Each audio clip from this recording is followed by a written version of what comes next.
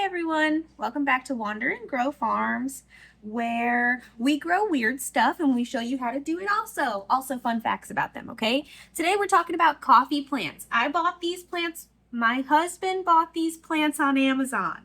He's in the grow tent. He wanted to put them in the grow tent. I am a coffee lover, so this is how he likes to garden. And we researched a bunch of different plants that have the same requirements: oranges, lemons, limes, coffees, dwarf bananas, hot peppers, and avocados, cactuses also. I think it's a dragon fruit. I have 3 of them. Anyways, we bought coffee plants, and I thought I would just run through some fun facts about coffee plants, how to grow, how to be successful, because these are looking pretty successful right now. These are our coffee plants.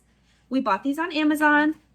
We ordered 5 plants, and I kid you not, 27 plants came in the Amazon shipment. Okay? He will link them in the description below, but very successful. I was able to separate all of them very easily. You know, some plants, when you're separating, they get really entangled and it's hard to separate, but these separated wonderfully. The stems are strong. They came pretty well sized too. I will say they're maybe an inch shorter than this, and they came on May 24th of last month, because it's now June the 4th. So they came pretty quickly. We're about an inch smaller, and I got 27 plants from the 5 that I ordered. Some interesting facts about coffee plants. They require indirect light, partial shade, and they like to be under the canopy of larger plants. So we have some trees over here, I'm not sure you can see there, that will get a little bit bigger, and we plan to plant these coffee plants in pots to go kind of under that canopy of those trees, because we have grow lights in here, this big gigantic one that will benefit it. Uh-oh, my paper got leaked on. They like the temperature 60 to 75 degrees, no cold drafts. So they are a tropical plant, but being in North Carolina, it is hot here a lot of the time. These will probably stay in the grow tent, but occasionally we could bring these out if we really wanted to, because we're going to plant them in pots. They like moist soil that's not soggy. So you can slower water them in the wintertime, because they will not need as much to grow.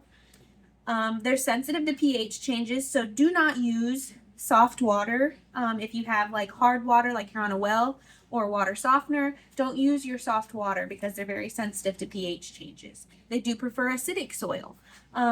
Light rich, so it's recommended that you put 1 part compost, 1 part peat moss in a mixture. And I did do compost, peat moss, and I did a little Miracle-Gro mix, because that's what I had, and they've done pretty well. You can fertilize with acid-loving fertilizer like azalea fertilizer, and you can repot in 2 to 3 years. So they will be a little small. Coffee plants like to live for 20 to 25 years. They will stop producing their berries.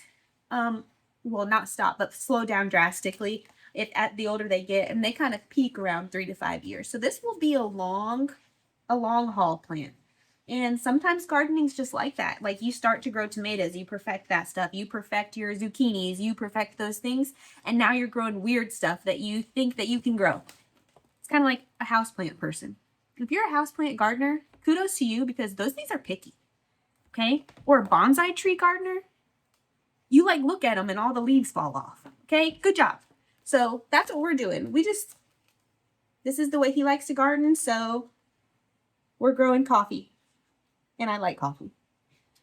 Another couple interesting things is that you can prune in the spring when they're leggy, or if they have yellow leaves, and monitor for spider mites and aphids. They get those. Those are some pests that can occur, but since these are in the grow tent, I'm hoping that we don't have any of those issues, because it is sealed. It's a sealed area. So they will make small white flowers that smell like jasmine. They'll flower green, or they'll flower, make a green berry, and they're ripe when they're red. So the berry has, I think, 200 milligrams of caffeine if you just eat the berry. How interesting. And then it may take 3 to 5 years to fruit. So like I said, long haul. But once the berry turns red, it's ripe. You can pick it. There's a coffee bean on the inside, and the bean is green. The coffee bean that we eat is roasted, so it's dark, and you won't be able to grow any coffee from that. But you could grow it from a green bean. Not a green bean, but a green coffee bean. See what I did there? Anyways, it can produce beans for 30 to 50 years. They peak around 3 to 5 years, and they last about 20 to 25 years. So they can live for 50 years, but they will stop or slow down significantly making berries as they age. These guys are just maybe a month old, maybe older. Maybe I'm nuts. But we got them off Amazon at this age. And they do take 6 to 9 months to sprout from seed. So we were like, heck, I bought some green coffee beans. It was taking forever. So then he saw this. We bought 5 plants and got 27. This is just one tray. 27 plants from the 5 that we ordered on Amazon. Cool. Isn't it? Do weird stuff, guys. I mean, it will take 3 to 5 years, but then again, so do fruit trees. Fruit trees you grow, you get them from Lowe's or a big box store, and you're investing in your garden. It takes 3 to 5 years to make a fruit. What's 3 to 5 years to make a coffee bean that you could eat the bean? I think that's just so cool. There's so many different ways to eat stuff when you start growing and researching it on its own. So there's your coffee facts for today. I don't even know how many facts those were, or grow tips. Lots. Like and subscribe for our weird things. My thumb is dirty from this thing. Stop judging me. Bye.